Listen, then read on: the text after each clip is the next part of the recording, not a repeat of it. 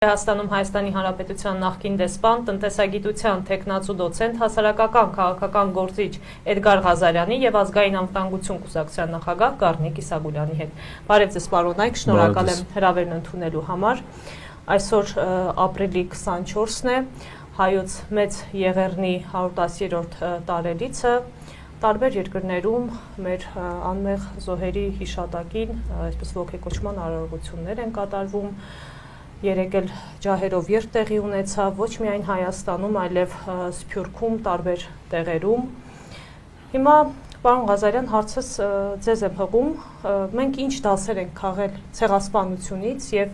ինչ ենք անում այսօր մեր, այսպես ասեմ, զոհերի հիշատակը վառ պահելու համար։ Ցեղասպանության կազմակերպիչները այցել են ցեղասպանության հուշահամալիր։ Կարծում եմ, որ սա արդեն շատ տպավորիչ էր, որովհետև այսօր ցեղասպանության հուշահամալիր այցելել Նիկոլ Փաշինյանը եւ նրա ցեղասպան հանցագիծների մի ամբողջ խումբ, որովհետև հայոց ցեղասպանությունը տեղի ունեցել ոչ միայն 1915 թվականին Օսմանյան կայսրությունում եւ Արևմտյան Հայաստանում, այլև 2023 թվականի սեպտեմբերին Արցախում։ Եվ 2023 թվականին տեղի ունեցածը 15 թվականի իրադարձություններից տարբերվում է միայն մասշտաբներով, որ 15 թվականին դա առավել մեծ մասշտաբների է եղել, բայց ցեղասպանության որպես հանցագործության ՄԱԿ-ի կողմից սահմանված ձևակերպումների շրջանակներում ցեղասպանությունը չի գնահատվում զոհերի քանակով, աշխարհագրական ընդգրկումով եւ ծավալներով։ Այն բնութագրվում է իր գործողության բնույթով, այսինքն մարդուն մի ամբողջ էթնոսի, ոչ թե մեկ հոգու, ոչ թե մեկ, այլ մարդկանց խմբի բնաջնջել եւ տեղահանել միայն ու միայն իրենց ազգային պատկանելիության համար։ Դա է համարվում ցեղասպանությունը։ 2023 թվականին ինչ որ տեղի ունեցել Արցախում, դա ցեղասպանական հանցագործություն է։ Եվ այդ ցեղասպանությունը իրականացրել է ոչ միայն Ադրբեջանի ռազմաքաղաքական ղեկավարությունը, Ադրբեջանի նախագահ Իլհամ Ալիևի գլխավորությամբ, այլ ցեղասպանությունը նախապես պլանավորվել եւ կազմակերպել է մի խումբ այլ անձանց կողմից, որոնց թվում է եղել Հայաստանի վարչապետ Նիկոլ Փաշինյանը, արտաքին գործերի նախարար Արարատ Միրզոյանը, ազգային ժողովի փոխնախագահ Ռուբեն Ռուբինյանը։ Ես պատահական չեմ թվարկում այդ 3 անձանց անունները, որովհետև 2022 թվականի հոկտեմբերի 6-ին Պրահայում հայտնի հայտարարությունը ստորագրելու արարողությանը այդ 3-ը ես հիշում եմ կադրերում։ Նիկոլ Փաշինյանը նաև որպես այդ փաստաթուղթը ստորագրող, իսկ նրա մյուս 2 հանցակիցները որպես այդ գործընթացի մասնակիցներ։ Իդեպ նրանք նաև պատահական առաքելություն չունեն։ Նրանցից մեկը արտաքին գործերի նախարարն է, կոնկրետ իր պատասխանատվության շրջանակներում, մյուսը չնայած այն բանին, որ ազգային ժողովի փոխնախագահ էր եւ նման իրավասություններ չուներ, սակայն ստանձնել է հայ-թուրքական հարաբերություններ զարգացնելու գործընթաց։ Իդեպ ասեմ ձեզ, որ այս գործընթացի մեկ այլ կազմակերպիչ է համարվում 23 թվականի հայոց ցեղասպանության Թուրքիայի նախագահ Ռեջեփ Թայիփ Էրդողանը, որի հետ 2022 թվականի հոկտեմբերի 6-ին տեղի ունեցել Նիկոլ Փաշինյանի հանդիպումը, մինչև Պրահայի հայտարարությունը ստորագրել է, եւ դա եղել է Նիկոլ Փաշինյան Ռեջեփ Թայիփ Էրդողան առաջին երկկողմ ձևաչափով հանդիպումը, եւ ուզում եմ հիշեցնել նաեւ մեր հեռուստադիտողներին, որ այդ հանդիպմանը գնացող Ռեջեփ Թայիփ Էրդողանին թուրք լրագրողներից մեկը հարց տվեց, թե պարոն նախագահ, ինչպես եք պատրաստվում վարվել հայերի հետ։ Նա քայլելով ընթացած պատասխանեց, ասելով, որ ինչպես որ վարվել ենք մինչև հիմա, այդպես էլ կվարվենք այսուհետ։ Իսկ մինչև հիմա իրենք ինչպես էին վարվել հայերի հետ, ցեղասպանության են ենթարկել, բռնի տեղահանության, ոչնչացրել են ոչ միայն ֆիզիկապես հայ ժողովրդին, այլ նաև այն հոգևոր ժառանգությունը, որը հայերը թողել են իրենցից հետո Օսմանյան Թուրքիայում, այնուհետև ժամանակակից Թուրքիայում, պատմամշակութային հուշարձանները, իրենց տները, իրենց գերեզմանները, ողջ հայկական գրականությունը, քրիստոնեական ողջ ժառանգությունը, որը ոչ միայն հայկական նշանակություն ունի, այլ համաքրիստոնեական, համամարտկային նշանակություն ունի, այսինքն այդ ցեղասպանությանը զոհ են դարձել ոչ միայն մարդիկ, այլ նաև հոգևոր արժեքներ, այդ թվում գրական արժեքներ, Հետևաբար ասում եմ ինչեւ հիմա ինչ որ արել ենք, նույնն էլ հիմա ենք անելու, ընդ որում դա ասում եմ մի մարդ, որը 2020 թվականի պատերազմի կազմակերպիչներից, մասնակիցներից մեկն է եղել եւ հիմա մենք տեսնում ենք այդ պատերազմյան շրջանում այս ցեղասպան եռյակի համագործակցված, համաձայնեցված գործունեությունը, որով նախապատրաստվում է ըստ էության նոր ցեղասպանություն հայ ժողովրդի մնացած հատվածի դեմ, որը դեռևս գոյություն ունի, որը դեռևս ապրում է իր պատմական հայրենիքում։ Ես նկատում ունեմ մեզ բոլորիս։ Այսինքն նրանք շարունակում են դեռևս իրենց ցեղասպան ծրագրերի իրականացումը, մի կողմից նաև ուրանալով հայոց ցեղասպանությունը, այս իշխանական խունտան բազմիցս հայտարարել է, խախտելով Հայաստանի անկախության հռչակագրի պահանջները, խախտելով Հայաստանի ազգային անվտանգության ռազմավարությունը, խախտելով կառավարության գործունեության ծրագիրը, նրանք հայտարարում են, որ հայոց ցեղասպանության ճանաչումը եւ դատապարտումը միջազգային ատյաններում, այլ պետությունների կողմից, միջազգային կազմակերպությունների կողմից այլևս օրակարգային հարց չէ։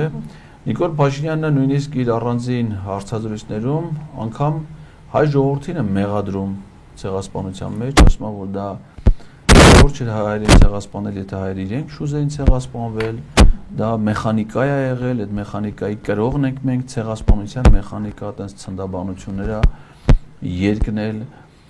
Դրանից առաջ նա նաև 2023 թվականին Ռուսաստանին է մեղադրել հայոց ցեղասպանության հարցում, ասելով, որ Ռուսաստանը այդ ժամանակ հետ է քաշվել, որից հետո անպաշտպան ժողովրդին, որը ուներ պրոռուսական կողմնորոշում, թողել է Թուրքիայի առաջ մենակ, այսինքն անմիտ մեղադրանքները նաև ռուսների, այսինքն ինքը թուրքերից բացի բոլորին այդվում է հայերին, ռուսներին, բոլորին մեղադրում է հայոց ցեղասպանության մեջ, բացի թուրքերից։ Հիմա երևի ես կարծում եմ, որ չի ուշան այն ժամանակը, որ ինքը նաև կմեղադրի հայ ժողովրդին թուրքերին ցեղասպանության ենթարկելու համար եւ նման պահանջ նախ Իլհամ Ալիևը իրան դնում է, իսկ ինքը կատարում է Իլհամ Ալիևի բոլոր պահանջները, խոսքը վերաբերում է այս Իվանյան Խոջալու, ինչպես ասում են, բնակավայրում ադրբեջանցիների կողմից սեփական ներքաղաքական իրավիճակով պայմանավորված լարվածությամբ տեղ ունեցած ողբերգական իրադարձությունների ներողություն եմ խնդրում, որի մասին Ադրբեջանի նախկին նախագահ Մութալիբովը հայտարարել է, որ դա ադրբեջանական կազմակերպած գործընթաց է եղել ներքաղաքական իրավիճակով պայմանավորված։ Հիմա Իլհամ Ալիևը պահանջում է, որ դա բարդվի այս ադրբեջանական խժդժությունները եւ դրանց հետևանքները հայերի վրա եւ դա որակվի որպես ցեղասպանություն եւ պատասխանատվության կանչեն մեր երկրի ռազմաքաղաքական ղեկավարությանը դրա համար։ Մյուս կողմից նաեւ իրենք կարող է Նիկոլ Փաշինյանը ասի նաեւ շարունակի Էրդողանի այն թեզը, որ այդ առաջին համաշխարհային պատերազմի ժամանակ Թուրքիայի ներքին կյանքում տեղի ունեցած այդ ողբերգությունների նաեւ հայերն են մասնակցել, իրանք ասենք օրինակ կարող են մեղադրեն։ Ես վստահ եմ, էլի, ասիկան ինչ որ թուրքերն ասում են, սրանք էլ են ասում։ Օրինակ մեր հայդուկային շարժումը, ֆիդայական շարժումը, կարծում եմ, որ նրանք կմեղադրեն, կասեն, որ օրինակ ենթադրենք Անդրանիկը, Արաբոն, Գեորգ Չաուշը, Աղբյուր Սերոպը, Քերին, Մախլուտոն, նրանք եղել են ահաբեկչական խմբավորումների ղեկավարներ, որոնք որ Թուրքիայի կանոնավոր բանակի դեմ ոտնձգություններ են կատարել, այսինքն ոչ թե ինքնապաշտպանական ջոկատ են ստեղծել իրենց սեփական ժողովրդին ցեղասպանությունից փրկելու, պաշտպանելու, ինքնապաշտպանություն կազմակերպելու համար, այլ որակեն ու Հայաստանի իշխանությունները դա կանեն, որպես ահաբեկչական կազմավորումներ բան։ Իսկ Դավիթ Բաբայանը Բաքվի բանտից եւս մեկ անգամ չգիտեմ դասել եք, այդ ցայնագրությունը հաստատեց, որ դրա պատասխանատուն հենց իրենք ադրբեջանցիներն են եւ ասաց, որ մեր մասին մի մտածեք, կոչ էր հղել, որ ամեն ինչ նորմալ է եւ ադրբեջանական մամուլը սխալ ինֆորմացիա է։ Արժանապատիվ կեցվածք են դրսևորում Բաքվի բանտում ապօրինի պահվող մեր հայրենակիցները եւ Արցախի ռազմաքաղաքական ղեկավարությունը եւ մյուս գերիները հպարտությամբ խոսելով ազատամարտին իրենց մասնակցության մասին դեռ մենք ստանում ենք միայն այն տեղեկությունները, որը մեզ փոխանցում է Ադրբեջանի հատուկ ծառայությունները, որովհետեւ այդ դատական նիստերը դրանք լրատվամիջոցների համար փակ են։ Միակ լուսաբանող լրատվամիջոցը դա Ադրբեջանի հանրային հեռուստաընկերությունն է, որը բնականաբար իր ռեպորտաժները հեռարձակում է միայն, ես վստահ եմ, Ադրբեջանի հատուկ ծառայությունների գերաքննության արդյունքում, առավել ևս Ադրբեջանի պարագայում, ոչ մի այլ լրագրող, ոչ մի այլ օտար միջազգային լրատվամիջոց այդ նիստերին չի մասնակցում, շատ հստակ վերահսկում է քաղաքացիների մուտքը, թե ովքեր են մասնակցում այդ դատավարություններին։ Դատավարությունները ընդհանուր առմամբ իրենք փակ ռեժիմով են անցկացվում, օրենքի տրամաբանության իմաստով, եւ այն պատառիկները, որ մենք ստանում ենք տեղեկություններ այդ նիստերի մասին,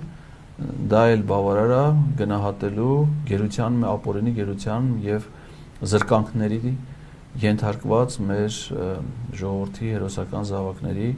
արժանապատիվ կեցվածքի մասին։ Պարոն Իսագուլյան, իհարկե այս թեմայի մասին շատ է խոսվել, բայց անկախության հռչակագրի մեջ կա կետ, որտեղ ասում է, որ Հայաստանի Հանրապետությունը սատար է կանգնում 1915 թվականին Օսմանյան Թուրքիայում եւ Արևմտյան Հայաստանում հայոց ցեղասպանության միջազգային ճանաչման գործից։ Այս իշխանությունների կողմից անկախության հռչակագրից հրաժարումը կարող ենք ասել, որ նաեւ այն պատճառով է, որ այստեղ կա այսպիսի կետ եւ վստահաբար Թուրքիան եւ Ադրբեջանը այս ամենի հետ համաձայն չեն եւ ստիպում են այս իշխանություններից, որպեսզի հրաժարվեն անկախության հռչակագրից։ Տեսեք, ես կարծում եմ Նիկոլը այս ցեղասպանության օրվան նվիրված ուղերձում շատ հստակ այդ մասին ասում է։ Ասում է ամենայն չէ, կարելի է ընթերցել։ Ուրեմն այստեղ ճղճին ինչ-որ բարերի կույտից հետո գալիս են անիմաստ նախադասություններ եւ շատ հստակ ուղերձ Թուրքիային ու Ադրբեջանին, որ մենք գնում ենք այս ճանապարհով, որովհետեւ սպասում ենք եւ այլ, ասում են մեր իբրև թե ժողովրդի կողմից ընտրված այս կառավարությունը եւ մենակ իմ թիմն է, որ պատրաստ է թուրք-ադրբեջանական բոլոր ցանկությունները մինչև վերջ կատարել։ Գիտեք, սա թվում է թե բան է, բայց սա հստակ ուղերձ է, նորից եմ կրկնում, Ադրբեջանին ու Թուրքիային, որ դուք ամեն ինչ պետք է անեք, որ ինձ պահեք, ընդ որում, այստեղ ինքը ճիշտ է, հակասության մեջ է մտնում իր նախկինում ասածներին, որտեղ երբ որ ինքը Հայաստանի տարածքը հստակ նշում է ինչքան, ասում է միջազգայինորեն ճանաչված սահմաններով։ Հիմա այստեղ տեսեք ինչ է ասում, որ գիտեք, քանի որ մենք ինչ ենք անում, հիմա սահմանազատում ու սահմանագծում ենք անում, որովհետև մենք միջազգայինորեն ճանաչված սահման չունենք, մենք ըստ էության այսօր ենք գծում այդ սահմանը։ Մի դեպքում ամբողջ ժողովրդին խաբում է, որ դու ունես միջազգայինորեն ճանաչված սահմաններ եւ այդ սահմաններով հստակ թիվ է ասում, մյուս կողմից այստեղ ֆիքսում է, որ այդպես սահմաններ գոյություն չունեն։ Եթե Ադրբեջանի հետ սա ուղղակի պետք է ուշադիր հետևել այն բոլոր թեզերին ու խոսույթներին, որ արտաբերում է այս մեծագույն ցեղասպան, հաջորդում մեծագույն թշնամի Նիկոլ Փաշինյանը, հավատացեք, ոչ Էնվերը, ոչ Թայլաթը, ոչ Ջեմալը, ոչ Էնվերը, այդպես բան չեն ասել։ Այդ հայի ցեղասպանները, որոնք ազգությամբ թուրք էին, իրանց պետության շահի տեսանկյունից էին, ուրեմն ամեն ինչը դիտարկում, այդպես խոսքեր ոնց որ հիմա ասում են Նիկոլ Փաշինյանը չեն ասել։ Հայացյաց, այդպես հիմա բնականաբար տեսեք, որտեղից է ծնվում օրինակի համար Արևմտյան Ադրբեջան եզրույթը։ Երբ որ դու Արևմտյան Հայաստան, որը մեր տերմինը չի, դա միջազգային տերմին է։ Դա համեմատելու չեն։ Ինքը երբ որ դա ասում է, որ տես բան գոյություն չունի, մեր ամենաբարձր գագաթը Արագածն է, բնականաբար անմիջապես դրանից հետո թուրքերին մեսիջ է ուղարկում, որ Հայաստանի տարածքը դուք հայտարարեք որպես Ադրբեջան, Արևմտյան Ադրբեջան։ Այսինքն անմիջապես դատարկ տեղը լցնում են իրանցով։ Ուրեմն երբ որ ինքը ցեղասպանությունը հարցականի տակ դրեց, անմիջապես ադրբեջանցիների մոտ արդեն ադրբեջանցիների նկատմամբ ցեղասպանության հարցը օրակարգ եկավ, Խոջավլուի ցեղասպանություն եւ այդ հարցը ուրեմն բանը։ Երբ որ ինքը անմիջապես այսօր ցեղասպանության օրը հայտարարում է, որ թուրք-ադրբեջանական դրոշի այրումը դա վանդալիզմ է, դա չգիտեմ վաղը մյուս օրը դա նացիզմ է, ասելով որ այն հստակ ասում է, որ այո նացիզմ կա Հայաստանում, այս նացիստերին պետք է ոչնչացնել, սպանել, խեղդել, մորթել։ Եվ դրա համար էլ Ալիևը հստակ ասում է, որ Հայաստանը ռևանշիստական ուժեր կան եւ դրանք ֆաշիստական ուժեր են եւ Հայաստանին մեղադրում են ֆաշիստական որպես պետություն։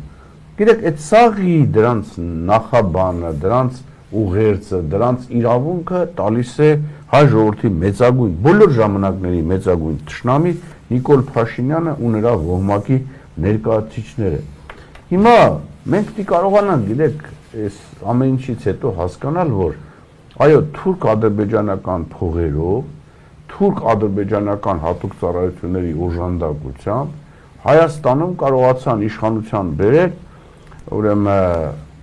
թուրք-ադրբեջանական հեղաշրջման միջոցով թուրք-ադրբեջանական բոլոր ուրեմն խնդիրների համար ի կատարում են պատրաստ Նիկոլ Փաշինյանին։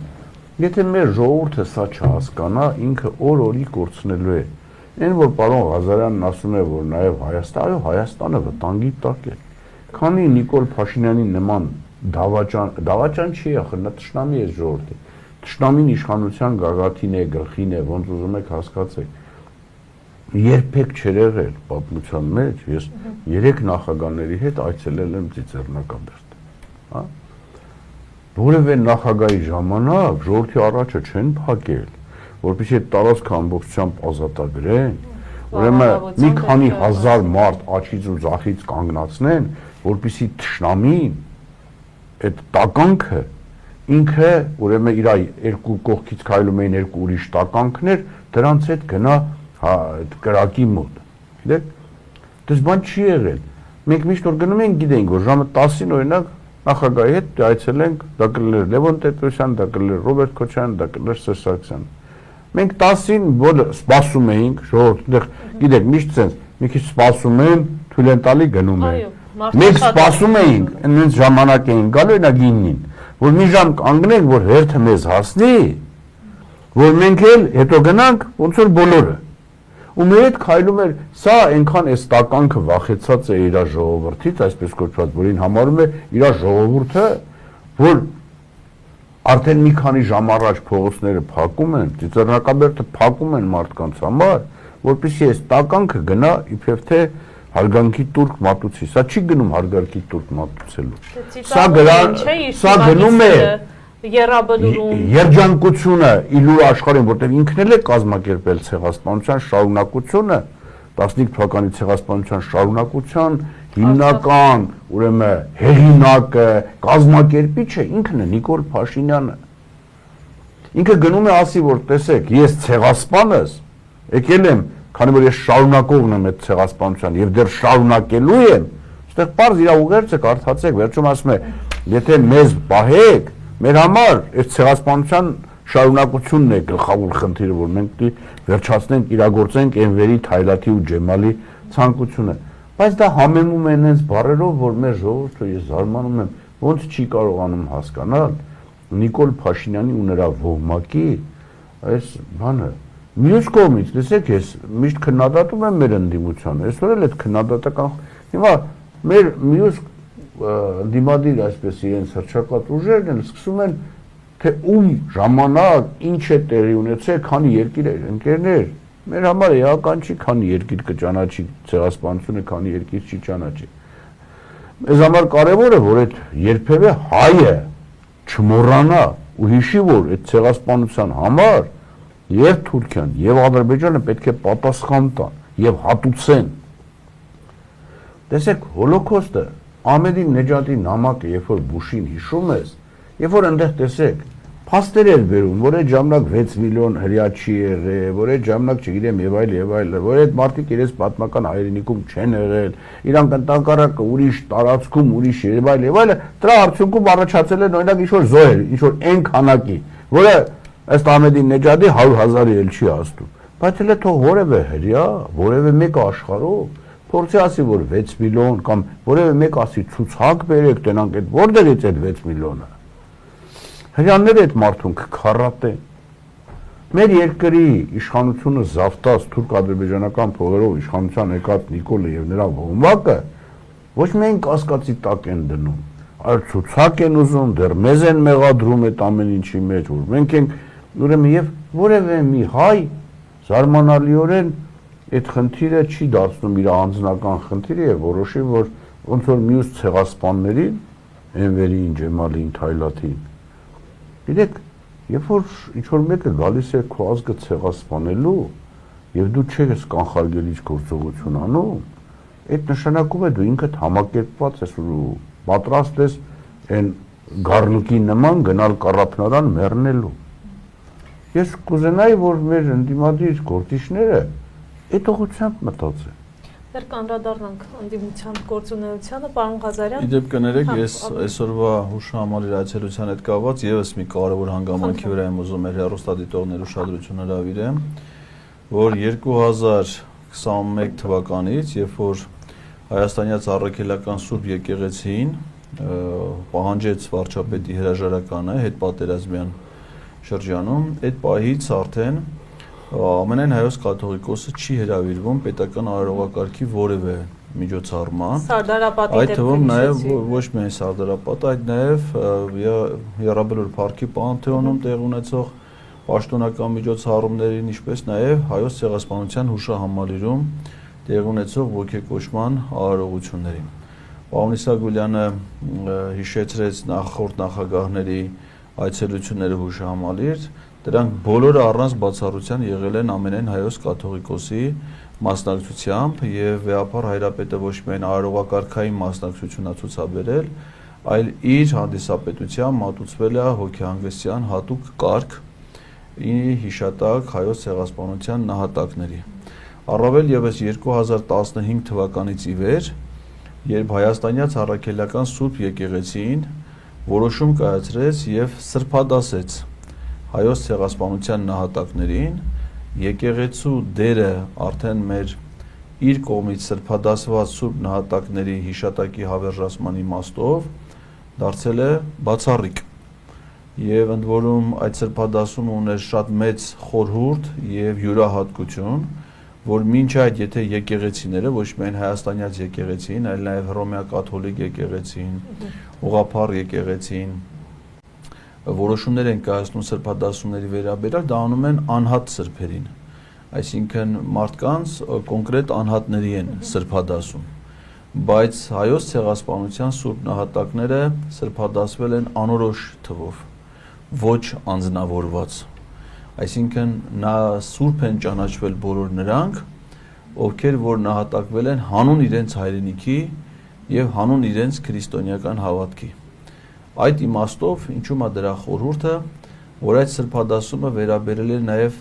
Արցախյան հերոսամարտում նահատակված մեր հայրենակիցներին եւ 2023 թվականի ընթացքում Արցախի շրջափակման օրերին եւ սեպտեմբերյան ագրեսիայի հետևանքով եւ դրանից հետո նահատակված մեր արցախցի քույրերի եղբայրներին, նրանք նույնպես ըստ էության դասվել են այդ իմաստով, այդ խորհրդով սուրբ նահատակների դասում եւ դրանով նաեւ սրբագործվել եւ սրբաօծվել է մեր հայրենիքի արցախյան հատվածը։ Այսինքն Արցախի հանդեպ այլևս որևէ ուրացում, ինչպես նաեւ ցեղասպանության որևէ ուրացում, դա քրիստոնեական եւ եկեղեցական իմաստով այլևս կարող ենք ասել սրբապղծություն է։ Եվ մենք գործ ունենք սրբապիղզների հետ, որոնք վախենում են վեհապար հայրապետի ներկայությունից, իհարկե վեհապար հայրապետը ամենայն հայոց կաթողիկոսը այսօր Մայրաթոր Սուրբ Էջմիածնում տեղի ունեցել հայոց սուրբ նահատակների ոգեկոչման կարգ, որից հետո վեհապար հայրապետը իր հոգևոր դասի ներկայացուցիչների հանդիսավոր թափորով հազարավոր քրիստոնյա զավակների ուղեկցությամբ իր այցելությունն ունեցել Ծիծեռնակաբերդի հուշամալիր, բայց ոչ մի կողմից դա նաև լավ է, որ վեհապար հայրապետը իբրև մեր հոգևոր առաջնորդ, մեր ժողովրդի հոգևոր ղեկավար, իրեն նաև ինքն է իրեն զատ պահում հայ ժողովրդի թշնամիներից, եթե մտածում եմ Էրդողանը երբևէ կայցելի հուշամալիր թե չէ, եթե լինի վեհապարը նրան չի ուղեկցի։ Պարոն Ղազարյան, տեսեք, Նիկոլ, նախ ջահերով երթի ժամանակ դա ընդունված ավանդույթ է, վառում են երկու թշնամիների, Թուրքիայի եւ Ադրբեջանի դրոշները։ Եվ չգիտես ինչու, Նիկոլ Փաշինյանը, չնայած լավ էլ գիտենք ինչու, Խոսելով դրա մասին, ավելի շուտ Նազելի Բաղդասարյանն է նրա անունից խոսել, բայց հասկանում ենք, որ դա Նիկոլ Փաշինյանի կարծիքն է։ Դե Նազելի Բաղդասարյանի ֆունկցիան հենց դա է։ Իհարկե ինքը ուրիշ ֆունկցիաներ էլ ունի, պաշտոնական բանակցությունների համար, օրինակ ինքը ԱՄՆ նախկին պետքարտուղար Էնթոնի Բլինքենի հետ բանակցություններ ավարել, որի նաև ներկա եղել Նիկոլ Փաշինյանը իր կարմիր պիջակով։ Բայց իր հիմնական ֆունկցիան Նիկոլ Փաշինյանի մտքերը հանրությանը փոխանցելն է։ Ասել է, որ նախ դատապարտել է այդ գործելակերպը, այն համարելով անպատասխանատու եւ անընդունելի։ Իհարկե գաղտնիք չեմ բացահայտի, եթե ասեմ, թե հենց ձեր նշած, երբ որ Արցախը հայաթափվեց ադրբեջանցիների թեթև ձեռքով, թե քանի դրոշ է բղծվել, քանի մարդկանց կյանքեր է խլվել ադրբեջանցիների կողմից, թե քանի որ դրոշների մասին ենք խոսում, Արցախի դրոշը պատկերացնում եք, չէ, ադրբեջանցիները այդ պահին ինչ են արել, վառածել կլինեն, չգիտեմ եւ այլն։ Օրինակ այդ փաստը Նիկոլ Փաշինյանին այդքան չի հուզել, որքան թշնամիների դրոշը այրելը։ Ինչպես է ստացվում։ Նիկոլ Փաշինյանին չի ուզել օրինակ Արցախի հերոս Վազգեն Սարգսյանի հուշարձանի պղծումը Շուշի քաղաքում։ Պարզում է դա նաև չի հուզել եւ երբևէ անհանգստություն չի հայտնել այդ կապակցությամբ նաև նրա այրոնակից եղբայր համարվող Հոպլոն, որը որ նույնպես Ադրբեջանի եւ Թուրքիայի դրոշները այրելու հետ կապված անհանգստություններ հայտնել, բայց երբեք անհանգստություն չի հայտնել իր եղբոր հուշարձանը պղծելու կապակցությամբ։ Նիկոլ Փաշինյանը անհանգստություն երբեք չի հայտնել, երբ որ Արցախում Իլհամ Ալիևի նախագահական նստավայր մուտք գործելուց նրա ոտքերի տակ գցել էին Արցախի Հանրապետության պետական դրոշը, որը ըստ էության նույնական է Հայաստանի Հանրապետության պետական դրոշի հետ, որովհետև կրում են նույն գույները եւ նույն խորհրդանշական մեկնաբանությունը իր սիմվոլիկ առանձնահատկությամբ Արցախի առանձնացվածության նշանով, բայց դա ըստ էության նաեւ Հայաստանի Հանրապետության պետական դրոշ է եւ ինքը որևէ անհանգստություն չի հայտնել դրա կապակցությամբ։ Ավելին, ես հիշում եմ, որ մամուլում կային տեղեկություններ, համենայն դեպս այն ժամանակ ազգային ժողովի падգամավոր Էդմոն Մարուկյանն էր այդ հարցը բարձրացրել, որ Հայաստանում Ռուսաստանի դեսպանության Ռուսաստանի դրոշի պղծումը տեղի ունեցել եւ դա իրագործող անձը Նիկոլ Փաշինյանի կողմից նշանակվել է Արագածոտնի մարզպետ։ Այսինքն ոչ միայն չի դատապարտվել, օրինակ Թուրքիան եւ Ադրբեջանը մեր ազգային անվտանգության ռազմավարության մեզ համար անվտանգային սպառնալիքներ ներկայացնող թշնամական պետություններ են, բայց Ռուսաստանը հենց այդ նույն փաստաթղթով մեզ համար բարեկամ, եղբայրական եւ դաշնակից պետություն է։ Պաստորեն Ռուսաստանի դեմ, Ռուսաստանի խորհրդանիշների դեմ ոտնձգություն կատարած անձին կարող են ոչ միայն չդատապարտվել, այլ նաեւ պաշտոնների նշանակվել, իսկ Ադրբեջանի եւ Թուրքիայի դրոշները այրելը համարում են ոտնձգություն եւ դատապարտելի։ Իհարկե ես հասկանում եմ Նիկոլ Փաշինյանի ապրումները։ Ես էլ ասենք, որ Ջերմուն գրուպ ընկերությունում աշխատում եմ, թե ընկերության դրոշը, խորհրդանիշները այրվեին, բանանեն, ես ինձ վատ կզգայի, էլի։ Ես որպես Հայաստանի դեսպան միշտ վատ կզգայի եւ վատ եմ զգացել, թե մեր պետական խորհրդանիշի նկատմամբ ոտնձգություններ անեն, այդ թվում նաեւ ինձ հաջորդող դեսպանի կողմից, ով դեսպանի ծառայողական մեքենայից պոկել էր պետական զինանշանը, որը ես փակցրել էի իմ առաքելության ընթացքում, ինձ հաջորդող դեսպանը, որ իմ արտգործ նախարարությունում վարչության պետ է Սամվել Մկրտչյանը, ոտնձգություն է կատարել Հայաստանի Հանրապետության պետական զինանշանի նկատմամբ եւ ինքը իր ձեռքով պոկել է զինանշանը, այսինքն կարող անձամբ չի արել, բայց հանձնարարել է, որ դեսպանի ծառայողական ավտոմեքենայից հեռացնեն պետական զինանշանը։ Դա համարվում է դիվանագիր։ Եվ ստացել է բարձր պաշտոն։ Այո, հիմա դրանից նշանակվել է արտաքին գործերի նախարարությունում Եվրոպայի վարչության պետն է հիմա։ Օրինակ Նիկոլ Փաշինյանը կուզեր, որ ես վատ կզգայի, օրինակ վատ եմ զգացել, որ իմացել եմ, որ մեր խորհրդանիշի նկատմամբ ոտնձգություն արվել, առավել եւս դեսպանի կողմից։ Հիմա նույն ձևի Նիկոլ Փաշինյանն այլ թրքահապատակ է, այսինքն նա բնականաբար եթե մենք հայերով վատ կզգանք, եթե մեր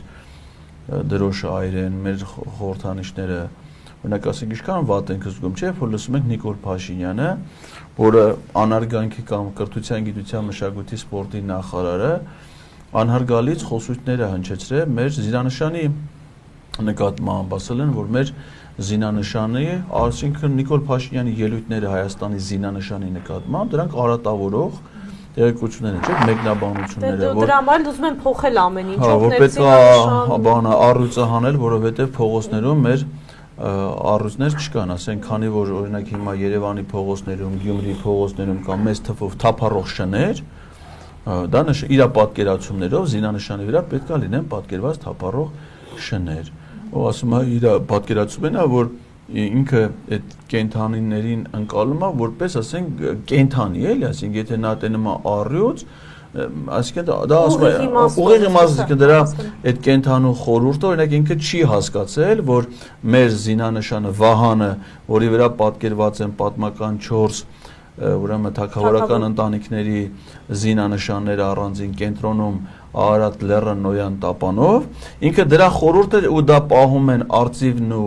առյուծը ոչ թե որ նրանք կենթանիներ են, որոնք կան ազատության մեջ, կան վանդակներում, կամ մեկի սրանera տան բակում եւ այլն, այլ նրանք խորհրդանշում են ցամաքից եւ օդից այդ երկայնքը մեր զինված ուժերն են, որոնք եւ ցամաքային զորքերով եւ օդային զորքերով պահում են մեր Վահանը նրա ամրոցից։ Իսկ նրա խորհուրդը չի հասկացի, ասում է փողոցներում կամ ազատության մեջ ասում է առյուծներ հիմա Հայաստանում չկան։ Օրինակ իր պատկերացումներով Թբիլիսի, Քութայիսի եւ Բաթումի ու բաներով ու Կոբուլետի փողոցներով առյուծները ամեն օր վազում են, դրա համար Վրաստանի զինանշանի վրա պատկերված է 2 հատ առյուծ։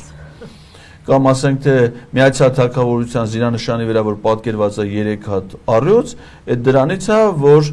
Լոնդոնի փողոցներում թափառում են առյուծներ։ Ասենք այդ իր հիմա նման մեկնաբանություններ տալ մեր զինանշանի նկատմամբ դա ոտնձգություն է։ Հիմա ինքը ոտնձգությունները ինքն է կատարում մեր ազգային խորհրդանիշների նկատմամբ եւ վատ ազգում, երբ որ հանրապետության հրապարակում այրում է Թուրքիայի եւ Ադրբեջանի դրոշը։ Իհարկե ես նաեւ 2.5 միլիոն հայ ցեղասպանել։ Դրոշ այրելու նկատմամբ գործողությունը դա ինքը ընդհանուր առմամբ խրախուսելի չպետք է համարել, բայց Թուրքիայի եւ Ադրբեջանի առանձնահատկությունը ինչին է, որ դա ոչ միայն մեզ համար ճշնամական պետություն է, այլ ինքը հանցանքի վրա կառուցված պետություն է։ Այսինքն Թուրքիան քանի չի ընդունել հայոց ցեղասպանության այդ ոճրագործության իր մասնակցությունը, որ դա արվել է պետական մակարդակով, նշանակում է ինքը խրախուսում է, ինքը ցեղասպան պետություն է։ Հետևաբար իր խորհրդանիշը չի կարող համարժեք լինել ենթադրենք Նիդերլանդների թագավորության կամ Միացյալ Նահանգների պետության դրոշի հետ, որովհետև Միացյալ Նահանգների դրոշը հանցանք չի պարունակում իր մեջ։ Որևէ այլ երկրի պետության դրոշ իր մեջ հանցանք չի պարունակում։ Թուրքիան եւ Ադրբեջանը հանցանքի վրա կառուցված պետություններ են։ Հետևաբար նրանց խորհրդանիշների նկատմամբ վերաբերմունքը կարող է այդպեսին լինի, առավելևս այդ հանցանքից տուժած եւ իրենց արդար դատը չստացած մարդկանց եւ նրանց ժառանգների, նրանց սերունդների կողմից։ Նիկոլ Փաշինյանը համար դե բարձր լավ կներ, որ հանրապետության հրապարակում Երևանի ծածանվեին այդ դրոշները, ինչպես որ իր շնորհիվ այդ դրոշները ծածանվում են Ստեփանակերտի վերածննդի հրապարակում, Շուշիում, Արցախի մյուս բոլոր քաղաքների, յուղերի բարձունքներում։ Այդ իր շնորհիվ ադրբեջանական եւ թուրքական դրոշները ծածանվում են հայկական բարձունքների վրա։ Եվ իր համար բարձր որ հասկանալի է, որ աներելի է, որ դրանք այրվեն։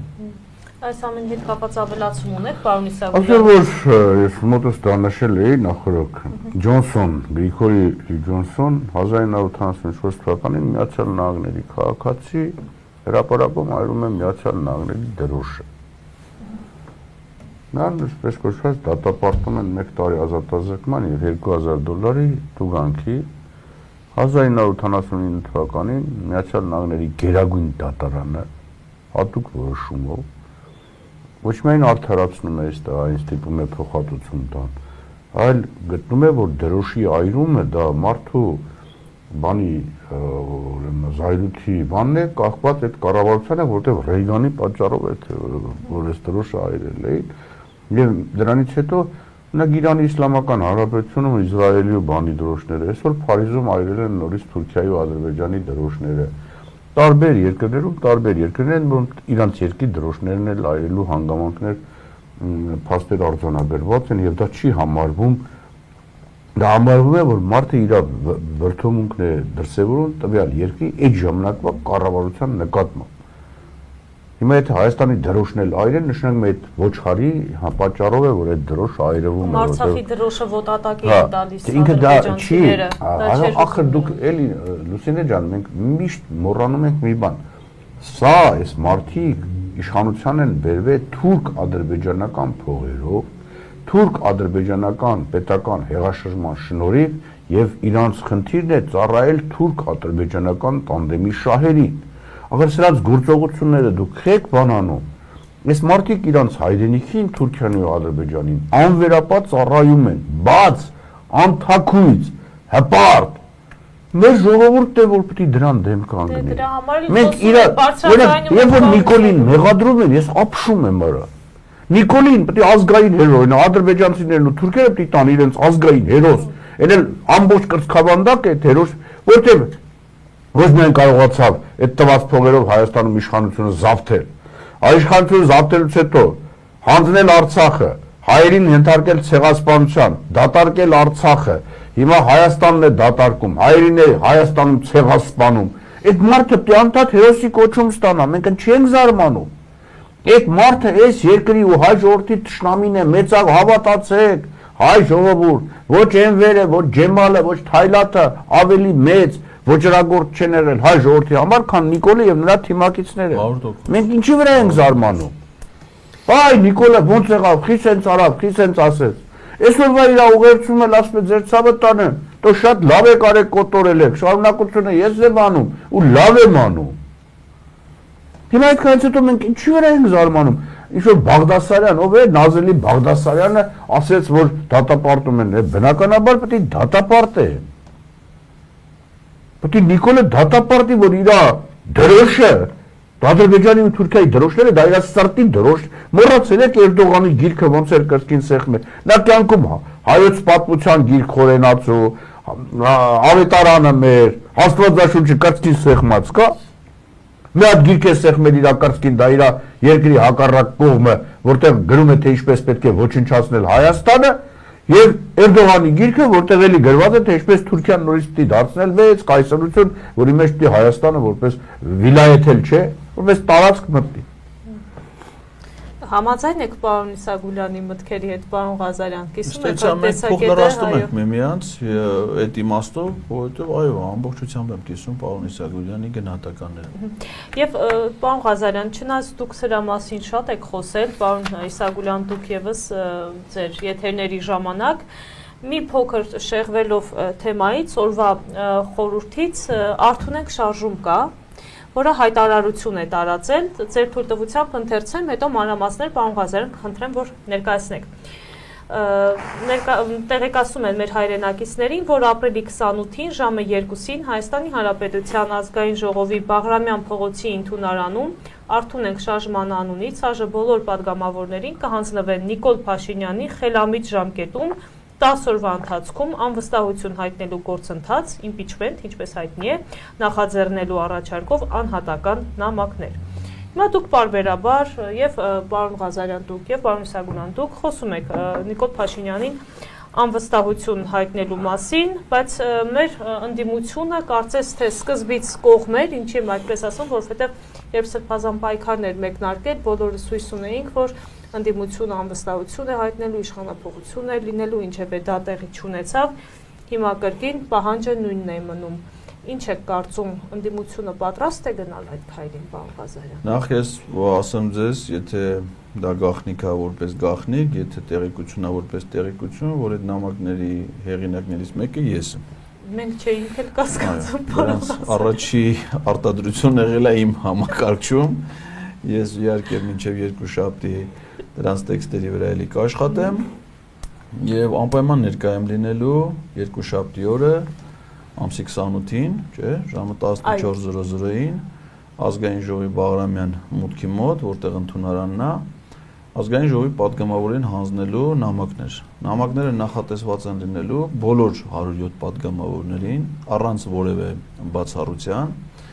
Նամակները պարունակելու են ազգային ժողովի որոշման նախագիծ, վարչապետին անվստահություն հայտնելու, մենք հեշտացրել ենք падգամավորների գործը, իրենց թողել ենք այնտեղ միայն մի բան ավելացնելու վարչապետի տեխնացուի անուն, որը նախաձեռնության հեղինակների էքսկլյուզիվ իրավունքն է եւ մենք չենք կարող, որևէ մեկը չի կարող ասել, թե падգամավորը իր լիազորությունը ինչպես իրականացնի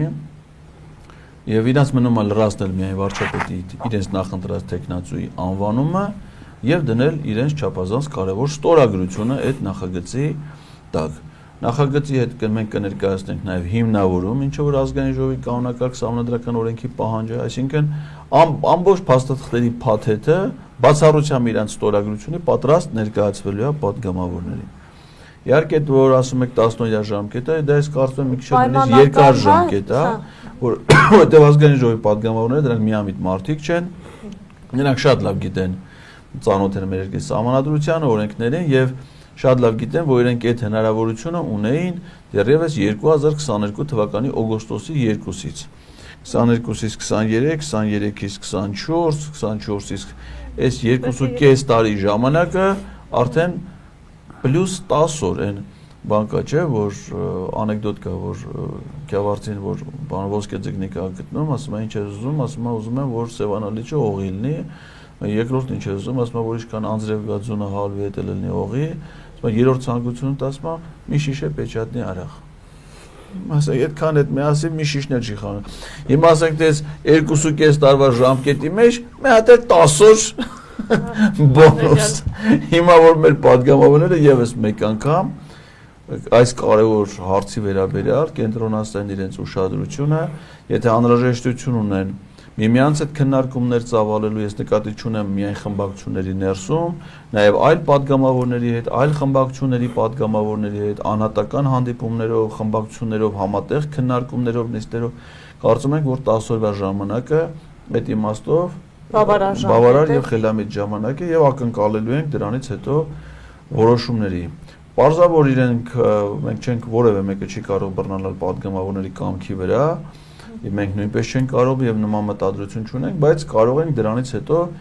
շատ ավելի հստակեցնել մեր քաղաքական դիրքորոշումները եւ գնահատականները նրանց գործունեության վերաբերյալ։ Պարոն Ղազարյան, հետաքրքիր է, իհարկե եթե գաղտնիք չէ, չեմ ասում իշխանական падգամավորներ կամ եթե հնարավոր է միգուցե նաեւ իշխանական падգամավոր, խոսել եք որևէ մեկի հետ падգամավորներից եւ ընդդիմության եւ իշխանության եւ իրենց կարծիքն է հետաքրքիր կամ խմբակցությունների քարտուղարների հետ։ Ոչ, նման քննարկումներ չի եղել, նման քննարկումների կարիք ըստ էության չկա, որովհետեւ падգամավորներին պետք չի խոսել, ասել թե նրանք ինչպես կատարեն իրենց պարտականությունները։ Որովհետև չգիտեմ։ Չէ, նման բաներ անկեղծ ասած չի եղել, դա կարա լինի միայն այն դեպքում, եթե падգամավորները իրենք դրա կարիք ունենան, այսինքն եթե որևէ падգամավոր ցանկություն հայտնի քննարկում ունենալ, իսկ այդ քննարկումները կարող են լինել ինչպես աշխատանքային ձևաչափում, այնպես էլ հրապարակային դաշտում, կարող են լինել նաև հեռուստատեսային բանավեճերի, այսինքն թե օրինակ դուք նախաձեռնեք, ես սիրով կարող եմ մասնակցել ազգային ժողովի ցանկացած падգամավորի հետ քննարկման, ասենք որ լավ առաջարկ է պարոն Ղազարյան։ Ասենք կարող ենք օրինակ այս տաղավարում պարոն, քանի որ պարոն Իսագուլյան ես գիտեմ ինքն էլ է կողմ անվստահության գործը, եթե կա մի падգամավոր, որ այլ վերապահումներ ունի, ես սիրով պատրաստ եմ գալ։ Ու ասում են խորհրդարանական ճգնաժամ չի առաջանա, դեռ Պես օրինակ ասենք թե իրենք մինչև հիմա շատ падգամավորները, շատերը չէ, որոշները իրենց դիրքորոշումները հայտնել են այդ 24 ժամում պիտի հասցնենք անենք 36 ստորագրություն ա պետք, եթե չարեցինք 6 ամիս չենք կարող, այտենց ինչ որ թեզեր ունեն, որոնք որ սխալ մեկնաբանություններ են, էլի։ Հիմա ասենք, եթե որևէ մեկ դուք ցանկություն կունենաք կամ եթե որևէ падգամավոր, որ այլ տեսակետ ունի եւ չի վախենում հրապարակային խոսքից, բանավեճից, ես պատրաստ եմ ուղիղ եթերում, նաեւ ձեր տաղավարում live news-ում, որը հիմնականում աշխատում ուղիղ եթեր ռեժիմով, պատրաստ եմ այդ մոտեցումները քննել, եթե դրա կարիքը կունենան, բայց ամենևին պարտադիր չի, որ падգամավորը իր ֆունկցիաները իրականացնելուց որևէ մեկի հետ խորհրդակցի։ Օրինակ Հայաստան խմբակցության падգամավորները երեք իմացանք, որ նախաձեռնում են հայոց ցեղասպանությունը քրեականացնող օրինագծի շրջանառության մեջ դնելը։ Այդ նախագիծը շրջանառության մեջ դնելուց իրանք որևէ մեկի հետ ես չեմ լսել, որ խորհրդակցեն կամ չեն սպասել, որ փողոցում լիքը մարդ հավաքվի, որ նոր սկսեն այդ օրենքի նախագիծը ինչը որ իմպիչմենտի պարագայում։ Ասում են, թե փողոցում մարդիկ հավաքվի, մենք կանենք։ Բայց ձեր օրենքի նախագիծը դրել եք, բայց մարդ չի հավաքվի։ Սահմանադրության մեջ կա, չէ՞, այդպեսի կետ։ Հայաստանի Հանրապետության սահմանադրության մեջ կա կետ։ Բա հղում են դրան, բա սահմանադրության մեջ ոչ միայն կա, որ ազգային ժողովը կարող է վարչապետին անվստահություն հայտնել, այլ ըստ էության պարտավոր անվստահության հայտնել, եթե կառավարությունը շեղվում է իր գործունեության ծրագրից, որովհետև կառավարությունը համարվում է այն մարմինը սահմանադրական, որը իրականացնում է պետության ներքին եւ արտաքին քաղաքականություն իր գործունեության ծրագրի հիման վրա։ Ես ցեղասպանության հետ կապված ասեցի։ Ցեղասպանության հետ կապված սահմանադրությունը դրույթ ունի, քրեական օրենսգիրքը ունի կարգավորում, որը վերաբերում է ոչ թե մասնավորեցնում է հայոց ցեղասպանության, այլ առհասարակ ցեղասպանությունը որպես հանցագործություն խրախուսելուն, դրա մերժումը ժխտելու եւ այլն։ Իսկ հայոց ցեղասպանության մասով մենք ունեցել ենք մի այլ նախադեպ, որում շատ ավելին իր արժեքով, քան միայն պատգամավորական կամ խմբակցության նախաձեռնությունը, դա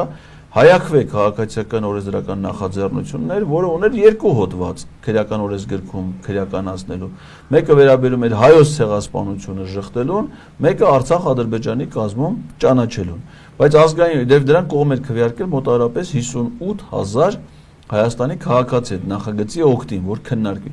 Իսկ քաղաքացիական պայմանագիր խմբակցությունում դա ազգային ժողովում, հանձնաժողովի նիստում բացասական եզրակացություն տվեցին, որպեսզի ավտոմատ չընդգրկվի նիստերի օրակարգ։ Եվ ազգային ժողովի օրակարգ հաստատելիս դեմ քվեարկեցին, թույլ չտվեցին, որ նույնիսկ ազգային ժողովի լիագումար նիստերի օրակարգը ընդգրկվի այդ հարցի քննարկումը։ Այսինքն ԿՊ-ն արդեն դրա վերաբերյալ իր քաղաքական դիրքորոշումը ժխտողական հայտնել է։ Բայց ես կարծում եմ, որ ճիշտ են արել պատգամավորները, որ շարունակում է, օրինակ ես ոչ թե քննադատում եմ նրանց, ասում սպասեք փողոցում մարդ կհավաքվեր կամ ԿՊ-ից 20 պատգամավոր կբերեք նոր նախաձեռն, ոչ, պատգամավորները պետքա անկախ դրանից թե այլ պատգամավորները ինչ դիրքորոշում են հայտնել, անկախ ինչ են պատրաստում անել, պետքա պայքարել եւ ոչ թե հաշտվել իրողությունների հետ, այլ ջանքեր գործադրել այդ իրողությունները փոխելու համար, առավելևս այդ իրողությունները մեզ տանում են դեպի նոր ողբերգությունների։ Եվ պարոն Իսագուլյան, ձեր կարծիքը այս նախաձեռնության հետ կապված։ Կոնկրետ ցեղասպանության հետ կապված։ Նորմալ է, գիտեք։ Չէ, անվստահություն հայտնելու մասին է խոսքը։ Միանշանակ, դա ախր գիտեք ինչ, 10 տարի է դրա մասին խոսում ենք։ Դե ես նշեցի, որ բարբերաբար հիշում եմ, որ պատգամավորները ինձ շատ խիստ նեղացել էին ուրեմն ինձանից, որ ես ինչ ես անում, ինչ ես այդ հարցը փորձացնում ենք, ոնց կարանք ուրեմն ԿՊ-ական պատգամավորներ եւ այլ եւ հասնելու են մի խայտարակ վիճակի, երբ որ քաղաքացիական պայմանագիր կուսակցության նախկին պատգամավորը կարող է այդ հարցը բարձրացնել եւ օրինակ ընդդիմադիրները հետաքրքիր է ստորագրություն կդնեն իրանց ստորագրությունները այդ փաստաթղթի տակ թե չէ։ Ու տարբեր մեկնաբանություններ, որով փորձում են արդարացնել, որ չէ, ցավոք սրտի մեր հատկապես մեծ խմբակցությունը ընդդիմադիր մի նպատակ ունի, չգիտեմ, ում PR-ով զբաղվել, ումով պայմանավորվել ես կամ այն նախագծի ներկայացումը, ասել, որ զարմանում եմ, որ ասում են այդ նախագծով իրանք ուզում են վարկաբեկել Ռոբերտ Քոչարյանին։ Գիտեք, այդ խոսույթը հիմա տարածված է պատգամավորների շրջանում, ասում եմ, նախաձեռնությունը մի նպատակ ունի, ինչ կապ ունի Ռոբերտ Քոչարյանի հետ։ Ռոբերտ Քոչարյան պատգամավոր չէ, ինքս Ես ընդհանրապես իրանք ասում են, սա ուղղված է Ռոբերտ Քոչարյանի դեմ է, նախաձեռնությունը հատուկ է։ Բայց անմիտ է։ Չէ, դրա համար եմ ասում։ Խմբակցության ղեկավար կամ։ Ընդհանրապես շատ Գիտեք, ախր երևույթներ են տեղի ունենում հայաստանյան իրականության մեջ, հատկապես ընդդիմության շարքերում, որ ապշում է։ Չանկարած եթե դու ինչ-որ նախաձեռնություն ես ցուցաբերում, գնում ես իրանց մարդու տեղ ես դնում, իրանց հետ խոսում ես, որ ինչ-որ խնդրի հետ ընդհանուր հայտարարի գաք, իրանք անպայման դա դիտարկում են որպես բան։ Ինչ-որ մեկի դեմ դուրս։ Քեզ սկսում են հակափաստարկներ բերել իբրև թե, բայց բարձրացնում է հակափաստարկ չկա։ Հիմա հավատացեք, պարոն Էդգար Ղազարյանը չի ուզում շատ որ կոպիտ հնչի։ Այո, այս տարիներին 5 տարիներին է, այս 18 թվականից մինչև այսօր 7 տարի է ընդդիմությունը կողմնակից է եւ համաձայն է Նիկոլ Փաշինյանի բոլոր գործողությունների հետ։ Խորհրդարանական ընդդիմությունը։ Որովհետեւ եթե մարդը շեղվել է ծրագրից եւ դու այդ ունենալով ոնց ասեմ պարտադիր բան, պայման, որ դու պիտի այդ դեպքում անվստահություն հայտնես, դա քո պարտականությունն է սահմանադրական։ Դու դա չես անում։ Բա էլի ինչի համար, այսինքն համաձայն ես, որ ինքը տենց է անում։ Ախր այս խնդիրը այնքան պարզ է։ Գիտեք, ես ուզում եմ այսօր անդրադառնալ նաև Բարոն Շահրամանյանի ասացին, որ Երևանի ճանապարհին էլ կախված մեր ռազմաքաղաքական ղեկավարության գերին գնելուն, խնդրում եմ բարոն Շահրամանյանից այդպես փաստարկներ չբերի, որ նրանք պատան մնացին, որ մնացած ժողովուրդը կարողանան դեղից անվնաս բանանել։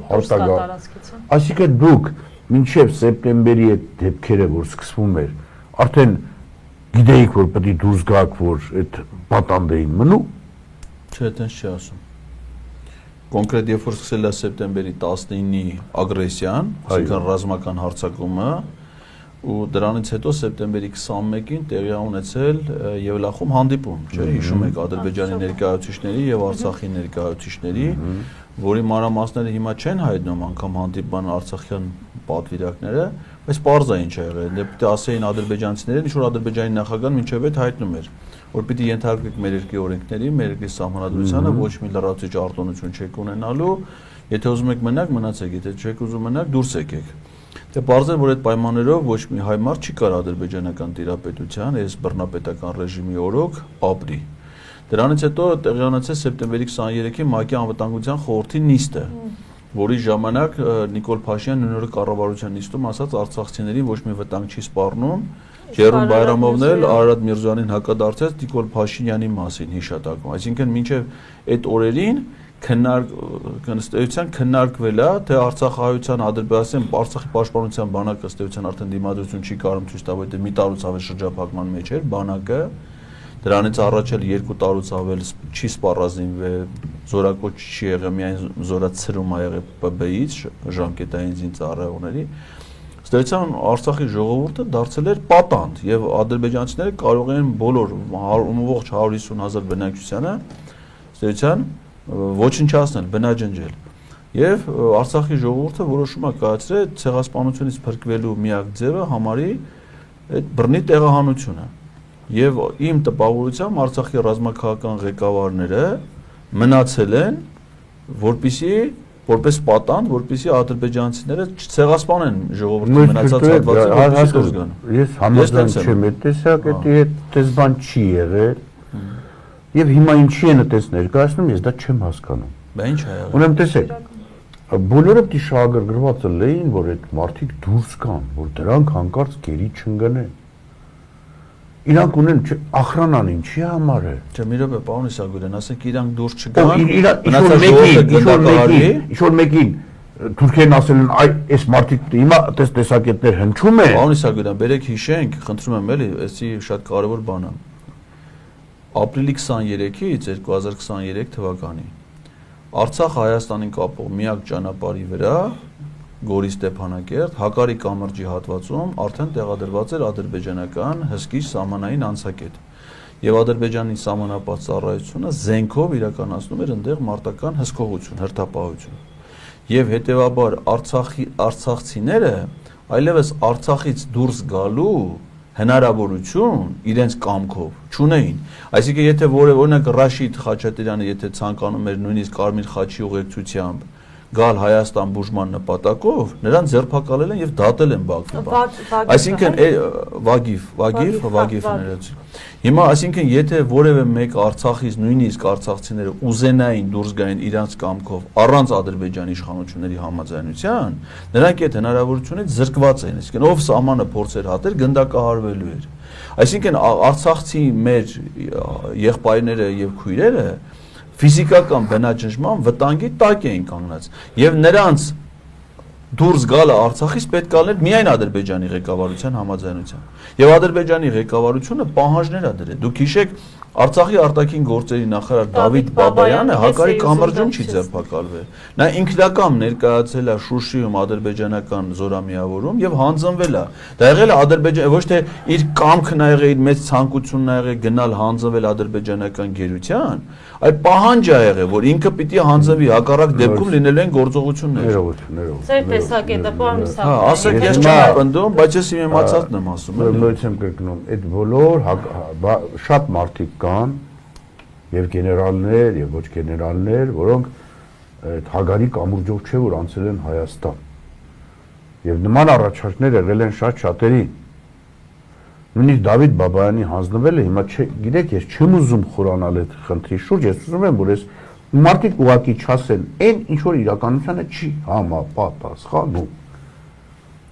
Պետք չի դրանով արդարացնել այն սխալը, որ արվել է։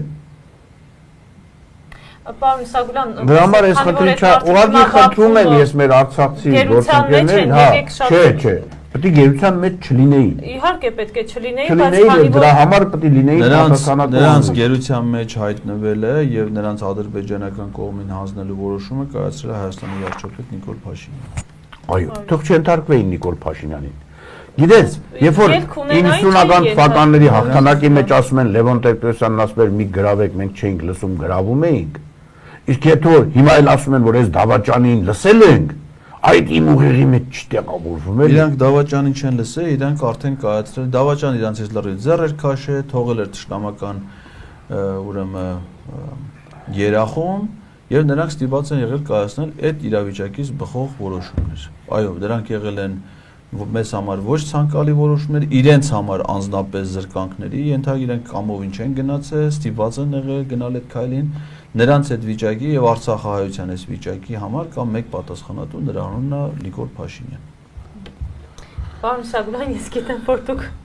շատ բաներ կարող եք ասել, բավական տեղեկացված եք, բայց կրկին շեշտում եմ, քանի որ Արցախի ռազմաքաղաքական պետավարությունը խնդիրներից մեկը նաև այսօր միայն ոգեկոչման օր չի, մեր խնդիրը պետք է լինի նաև այդ պատանդներին, դրանք էլ ցեղասպանության զոհ են։ Այդ ցեղասպանության զոհերին փրկել։ Դա պիտի դառնա մեր դրա համար մենք պիտի ամեն ինչ առերես ճշմարտությունն ասենք առանց վախենալու։ Հիմա էլ ասում ենք, մենք մեր հանկարծ որովհետև բացահայտումներով կվնասենք նրանց։ Դավիթ Բաբայանը դե նստած չի վախենում։ Ասում է, որ սուտ են ասում ադրբեջանցիները, ես դες բան չեմ ասել, իրանք կեղծում են։ Ստեղից մենք ասում ենք, եթե մի բան ասենք, կարող են դեռ իրանց վնաս տան։ Դավիթն ասում է ինքը չի մտածում իր անվտանգության մասին, ինչ որ մարդիկ դրսից ավելի շատ են մտածում, որոնք այն ժամանակ ուղղակի հորդորել են, որ գնա հանձնվի, ճիշտ է եթե։